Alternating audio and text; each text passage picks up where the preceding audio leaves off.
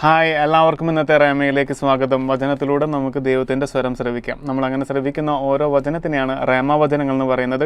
അപ്പോൾ ഇന്നത്തെ റേമ വചനത്തിന് വേണ്ടി നമുക്ക് പ്രാർത്ഥിച്ചൊരുങ്ങാം. ഒപ്പം തന്നെ നമ്മുടെ ഹൃദയങ്ങളെ ദൈവത്തിങ്കിലേക്ക് ഉയർത്താം. കേൾക്കുന്ന വചനത്തിലൂടെ നമുക്ക് യേശുവിന് സാക്ഷ്യം വഹിക്കുന്ന ഒരു ജീവിതം നയിക്കുന്നവരെ തീരുകയും ചെയ്യാം. നമുക്ക് പ്രാർത്ഥിച്ചു തുടങ്ങാം.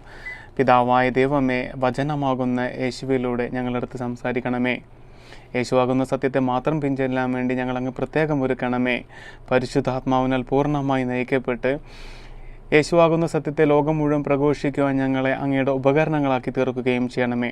നമുക്കെല്ലാവർക്കും മാതാവിൻ്റെ മധ്യസ്ഥതയിൽ ഏറ്റുചൊല്ലി പ്രാർത്ഥിക്കാം.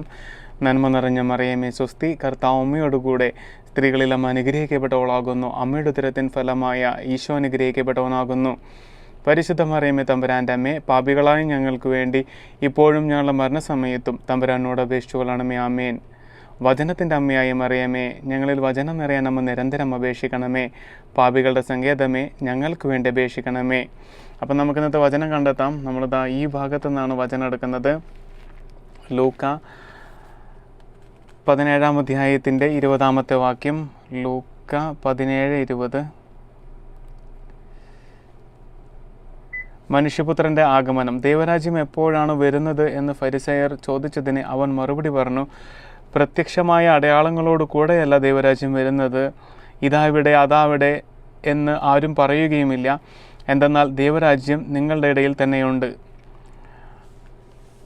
അപ്പോൾ ഇതാണ് വലിയൊരു സത്യം.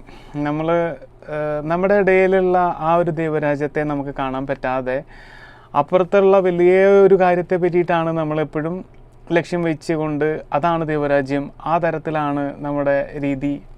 അങ്ങനെ നമ്മൾ നമ്മുടെ ചിന്തയെ മാറ്റിമറക്കാതെ നിലവിലുള്ള സാഹചര്യത്തിൽ ദൈവമുണ്ട്, ദൈവത്തിൻ്റെ വചനമുണ്ട്, അതിനനുസരിച്ച് നമുക്ക് ജീവിക്കാൻ വേണ്ട എല്ലാ സാഹചര്യങ്ങളും ഉണ്ട്.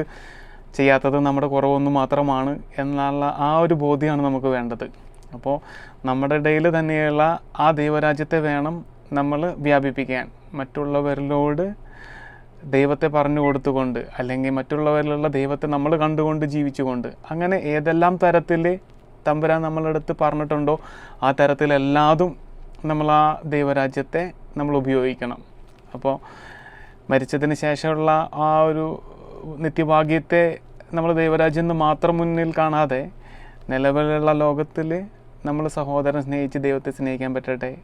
നമ്മൾ കൂടെയുള്ളവരെ ഉന്നമനിപ്പിച്ച് അല്ലെങ്കിൽ അറിയാത്തവർക്ക്, യേശുവിനെ അറിയാത്തവർക്ക് പറഞ്ഞു കൊടുത്ത് അങ്ങനെ ദൈവരാജ്യം വളരട്ടെ. ആമേൻ.